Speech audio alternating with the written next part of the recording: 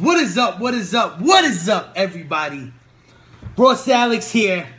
I'm freaking fired up tonight, man. Whoo! Today was a crazy, jam-packed day, man.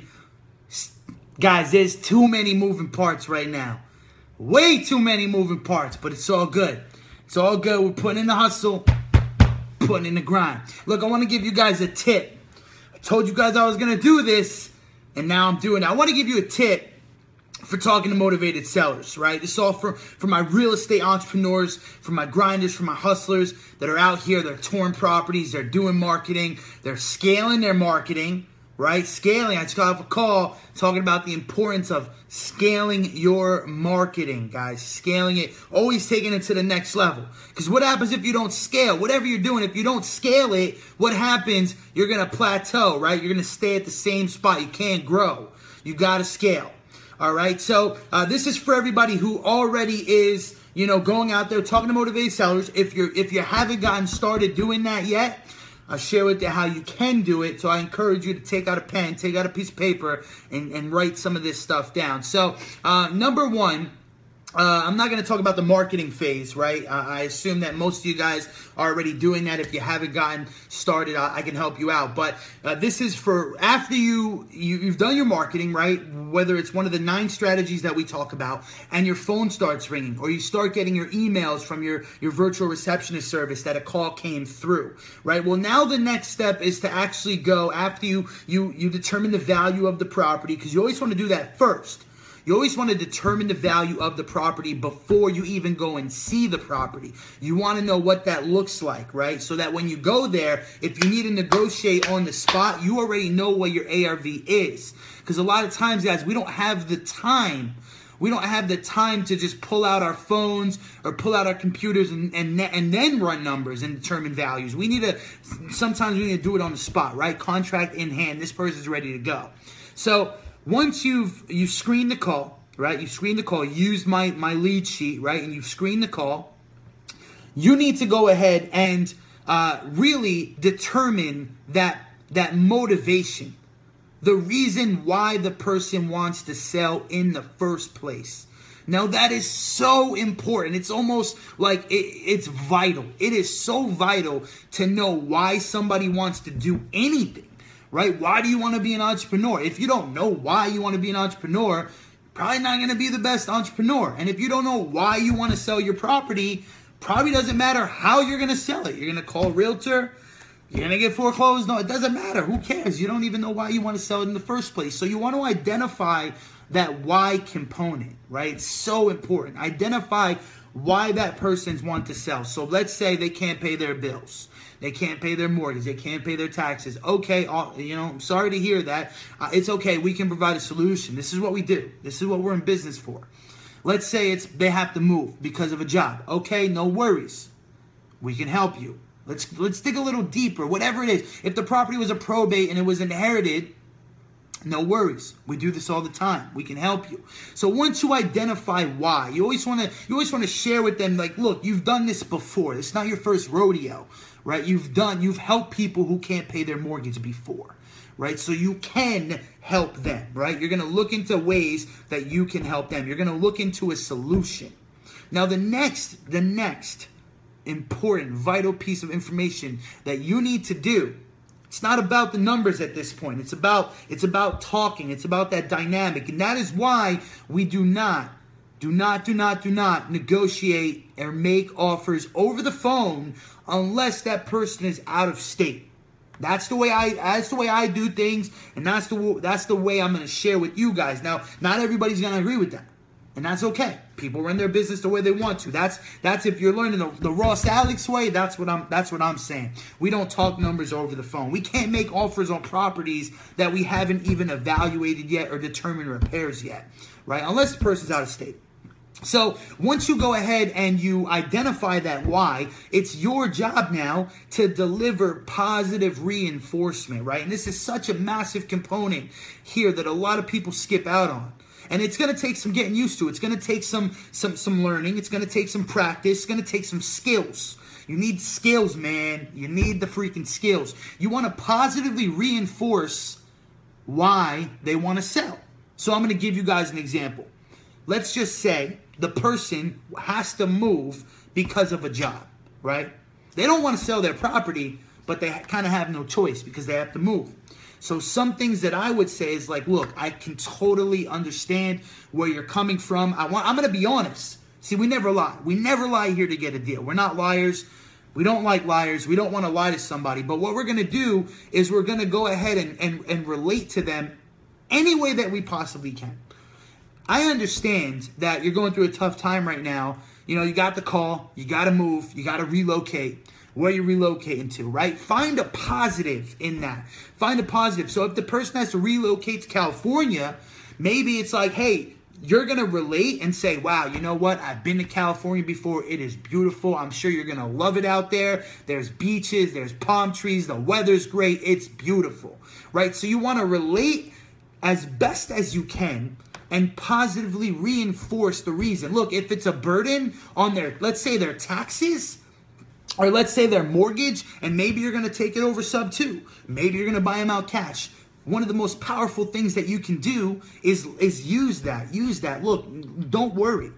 Don't worry. No need to worry. We're going to help you out. We're going to provide a solution. We help people all the time, and you're not going to have to worry about those tax bills anymore. You're not going to have to worry about those mortgage payments anymore. We're going to help you out. We're going to get you to where you need to be, right? Because at the end of the day, guys, and this is what pisses me off about some people in the real estate space, is we're not stealing freaking houses here. You ought to be ashamed of yourself if you're going out here and you're trying to rip people off. Yeah, we're getting good deals. We're here to get good deals. We're here to make money. But we're not here to rip people off. We're here to create win-wins. You want to treat people like you'd want to be treated. It's not about stealing people's houses and freaking taking advantage of them. It's about finding a win-win situation, right? It's about finding that win-win, relating to that person. Now, here's another tip. Because I see some questions coming in. I will get to your questions. Let me know right now where you're tuning in from. Also, I always like to see how far this live stream is reaching in the country. Are you going through the hurricane? Nick, man, you going through the hurricane, bro? You in it? Or you in the West Coast of Florida? Let me know, man. All right, here's another thing. Now, while we're not stealing people's houses here, right? We're not ripping people off. We're not taking advantage of people here. We're not sleazy salesmen. We're doing business with other people, right? People to people, like the organization. We're doing business with other people. But at the end of the day, Colorado is in the building. At the end of the day, you have to remember who called who. Who called who? Too many people, guys, fatal mistake. Too many people go into a negotiation, right, thinking that person, the seller, is doing you the favor of selling to you or even considering selling to you. No, my friends. We're doing favors for them. We're doing favors. We're helping people in a time of need. Why is that important? It's about the frame. It's about the frame control. Because if you lose the frame, you lost the deal. Okay? If you allow a seller to control the frame, you lost the deal. All right? So it's really important to understand that you need to control that frame. You need to positively reinforce their why. You need to be a freaking human and not a robot, right? You're not reading off a script here. You're talking to somebody. You're helping them. They're in a tough situation, man. They're calling you. They need to get out of their house. They're in a tough situation. But at the end of the day, remember that you're doing that person a favor. Now, you're not going to tell them that, but when you have that mentality, and you're going to negotiations, it allows you to be a little more firm when it comes to your numbers. Because if it's your first negotiation, a lot of people just don't even know how to negotiate, right? It's terrible. I'll be honest with you, this is terrible. Like, you just don't know how to negotiate. You go there, you just start throwing numbers out there because you ran your little 70% of the ARV formula and you think that you can just toss out numbers. That's not what negotiating is about. All right? And then what happens when you do that, what happens is you get yourself into a bad deal. You get yourself into a deal when you could have got it cheaper. You speak too soon. Right? You speak too soon. And in my academy, we talk all about that. You can't speak too soon. You can never make your offer first. Never, no matter what. I don't care if the conversation goes, make me an offer. You make me an offer. Make me an offer. You make me an offer. Make me an offer. You make me an offer. You never show your cards up front, because if you tell the person that you're going to offer them 50K, you'll never know if they would have took 40. All right? You'll never know if they would have took 40. So you never show your cards like that, all right? It's my way of doing things. Again, not everybody's going to agree with it, but it works for me. It works for my students, all right? So you never want to show your cards up front. All right. You always want to have your paperwork there. And what you want to do, guys, is you want to let your seller know. You want to let your seller know that you're going to make this as smooth as possible. You are going to accommodate them as smooth as possible. Look, I had one seller. She wanted to sell a property. We were ready to negotiate. We determined a price.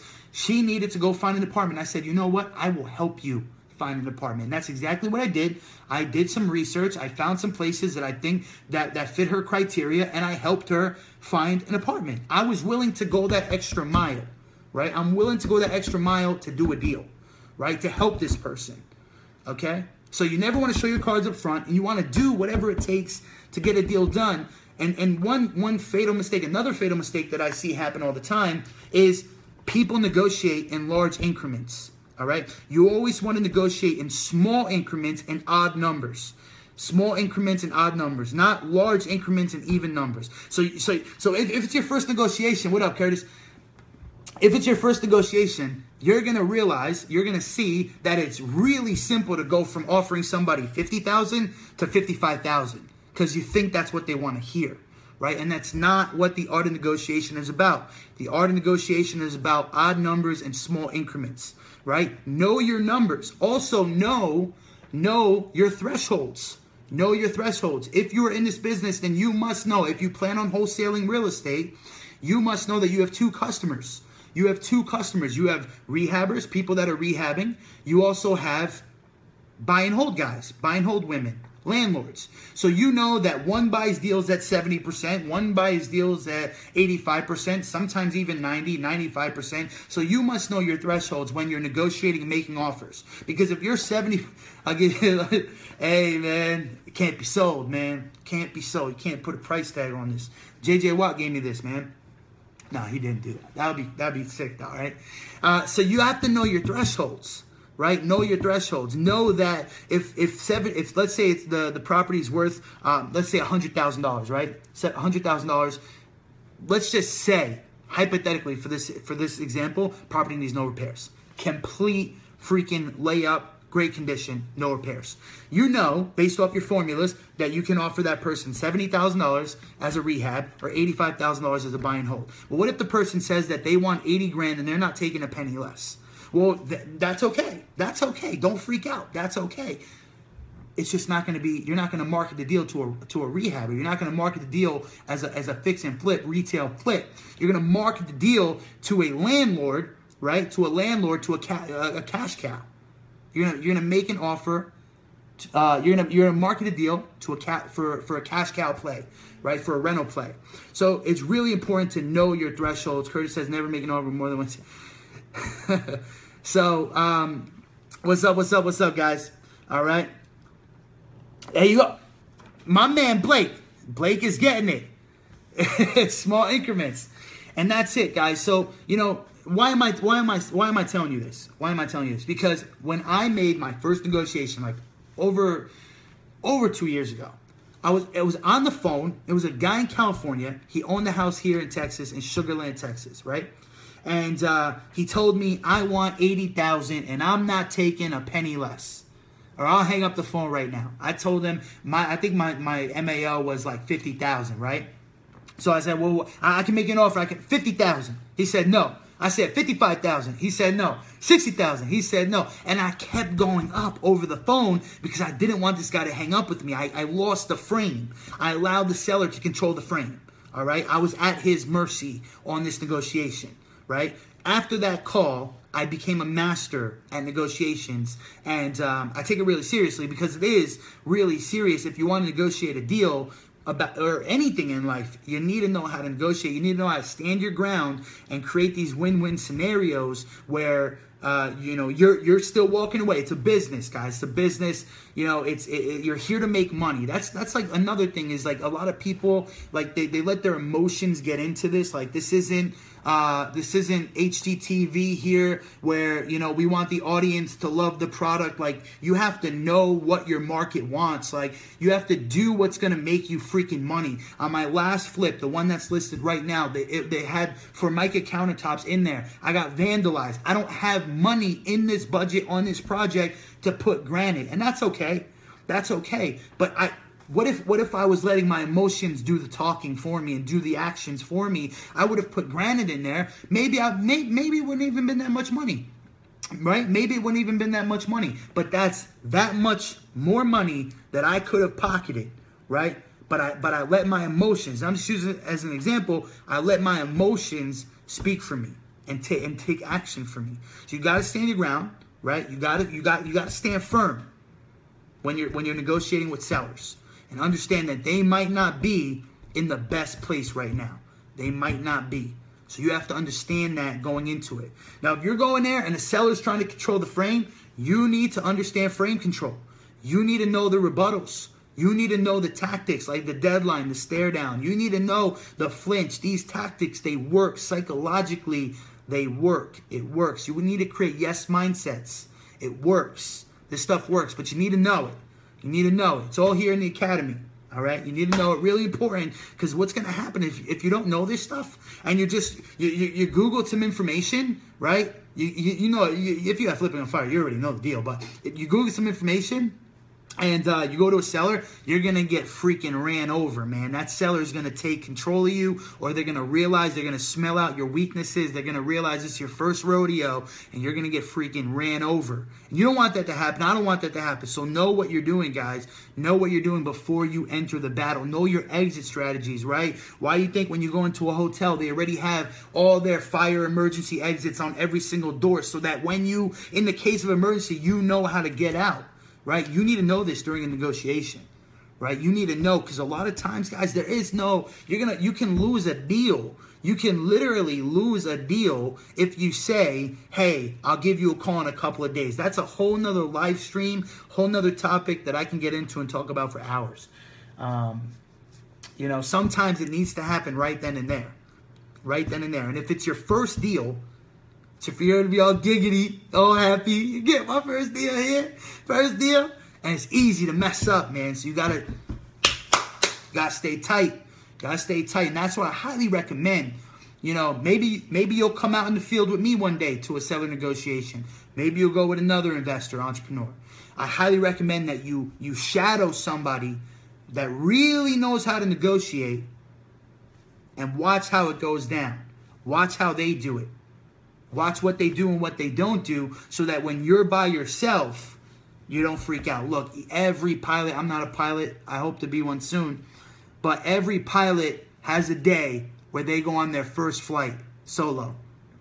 And I've never heard of a pilot, from what I've read and from what I've watched, I've never heard of a pilot who's never been nervous on their first solo flight, even if they've flown 1,000 hours prior to that.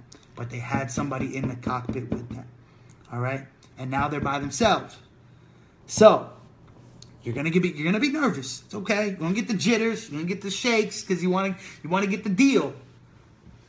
Stay cool. Stay collective. Stand your ground. Control the frame. Remember, if you lose the frame, it's over. You just might as well just leave the house. It's over. Frame control is so important. Not enough people put serious thought and emphasis on these topics, on frame control, on negotiations, you know, because it's more than just saying, I'll give you $50K for the house. That might work sometimes, guys. That might work. I'm not saying that won't work, all right? I'm not saying that. Or if you make somebody such a disgusting offer that they won't accept it. I'm not saying that they won't, all right? But having that skill set, whether you're raising private capital, you're talking to a seller, you're negotiating with a bank, you're talking to a realtor, whatever it is, having those skill sets, it's all covered in here, is so important. All right? One thing I want to also tell you guys, how do I talk to sellers? All the time, man. All the time. I have 7 properties right now, 7 houses. My freaking head is spinning.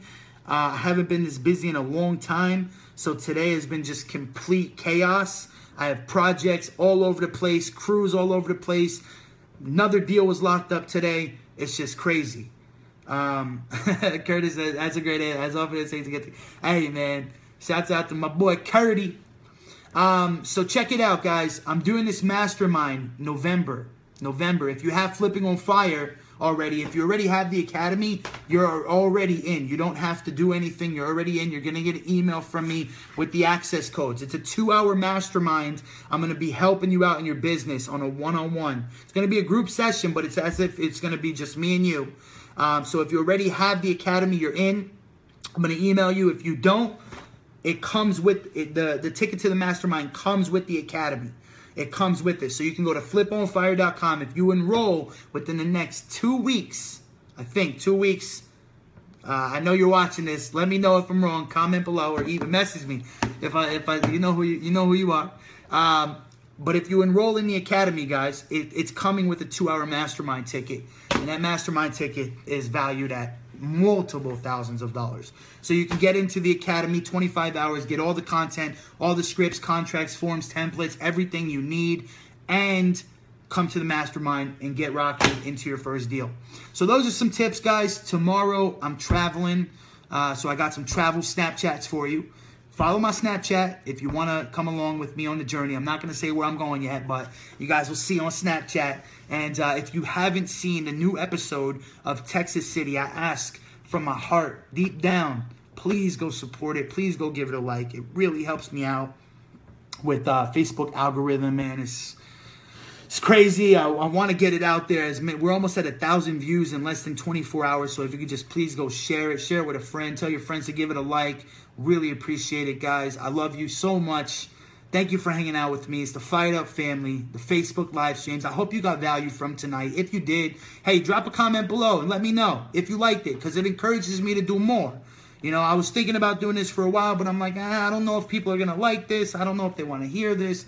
You know, I put up a video of me cutting a watermelon that got more love than this. So, let me know. I put up a video cutting a freaking watermelon. It gets 1,000 views in an hour. And I'm talking about selling negotiations, and I see, 30 people on here. So if you liked it, give me a like, guys. Share it with a friend. Drop a comment below. Let me know if I should do more. Hashtag it fired up. Inbox me if you want to get set up. I'll call you right now on the phone personally. We'll get you enrolled in a mastermind ticket. Head over to fliponfire.com. Webinar is live. It's free. It's only going to be up for a little bit longer. So if you haven't seen it yet, it's 2 hours long. Commit to it. It's free, 100%. If you thought there was value here, you haven't seen anything, go watch the webinar. All right? Obviously, my blood pressure's going up because I'm getting red, man. I got to go drink some water, go to the gym. Thank you so much, guys, and I'll see you in the next live stream.